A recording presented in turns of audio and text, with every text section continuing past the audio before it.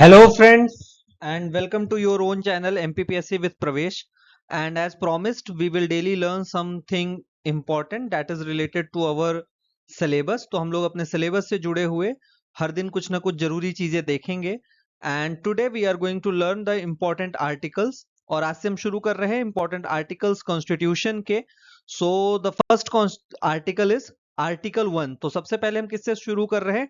Article 1 से. ठीक है, तो आर्टिकल 1 क्या बोलता है, किस चीज के बारे में डील करता है? ये the union and it's territory. ठीक है, तो यूनियन का क्या नाम होगा और उसका क्षेत्रफल कितना होगा एंड टेरिटरी कहां तक वो फैला होगा, उसके बारे में डील करता है article 1, the union and it's territory. ठीक है, तो फर्स्ट आर्टिकल 1 का पहला क्लॉज क्या है? India that is Bharat shall be union of states. ठीक है, तो पहले ही बता दिया गया है हमारे देश का क्या नाम है, इंडिया दैट इज भारत. तो हिंदी नाम भी और इंग्लिश नाम भी India that is Bharat shall be union of states. ठीक है, ये बहुत इंपॉर्टेंट टॉपिक कॉन्सेप्ट है, यूनियन ऑफ स्टेट्स. तो यूनियन ऑफ स्टेट्स क्या हाईलाइट करता है? It highlights indestructible nature of the Indian union. ठीक है, कि इंडियन यूनियन को जो है वो इनडिस्ट्रक्टिबल है. ठीक है, उसको तोड़ा नहीं जा सकता है, या स्टेट्स ऐसा नहीं कर सकते कि हम यूनियन के साथ नहीं रहेंगे या हम इंडिया छोड़ के बाहर चले जाएंगे. ठीक है, सो रिमेंबर फर्स्ट आर्टिकल में लिखा हुआ है India that is Bharat shall be union of states. और यहीं पर जो है वो हमारा फेडरेशन या जो है वो अमेरिकन फेडरेशन से अलग है. ठीक है, तो यहां पर हम लोग दो बेसिक डिफरेंसेस भी देख लेते हैं इंडियन फेडरेशन और अमेरिकन फेडरेशन के बीच. तो Indian federation is not a result of agreement between the states while American federation is a result of agreement between the states. ठीक है, तो अमेरिका के जो राज्य थे वो इकट्ठा आए, they came together and they form a federal government. ठीक है, तो उनके कारण वहां पर अमेरिकन फेडरेशन या अमेरिका को जो है वो फेडरल स्टेट बोला जाता है, यूनाइटेड स्टेट्स ऑफ अमेरिका इसलिए बोला जाता है कि सारे स्टेट्स यूनाइट हुए और फिर एक कंट्री बनी. ठीक है, लेकिन इंडिया में ऐसा नहीं है,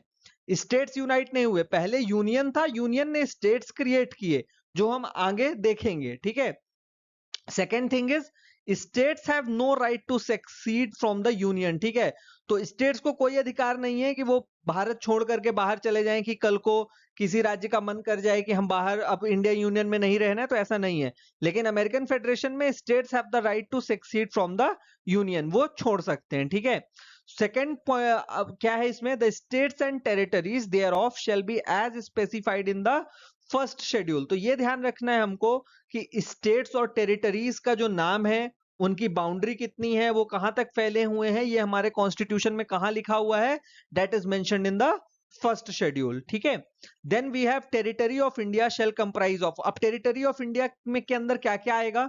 एक तो territories of the states, states आएंगे. Second is union territories specified in the first schedule, ये आएगा.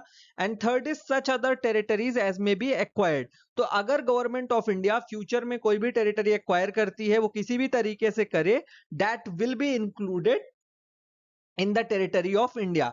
ठीक है, दो शब्द आते हैं, union of India and territory of India. ठीक है, इनके बीच में डिफरेंस समझ लेते हैं. यूनियन ऑफ इंडिया में सिर्फ स्टेट्स आते हैं. ठीक है, सिर्फ states, union territories are not included. While in the territory of India states, union territories और other territories that may be acquired by the union government, they all are included. ठीक है, तो इस चीज को ध्यान रखेंगे. आज हमने अच्छी तरह से पढ़ लिया है आर्टिकल 1. अब इसके बाहर आपको कुछ भी पढ़ने की जरूरत नहीं है. Article 1, the union and it's territory. ठीक है, thank you and have a nice day. Please do like, share and subscribe our channel PSC with Pravesh. Thank you and have a nice day.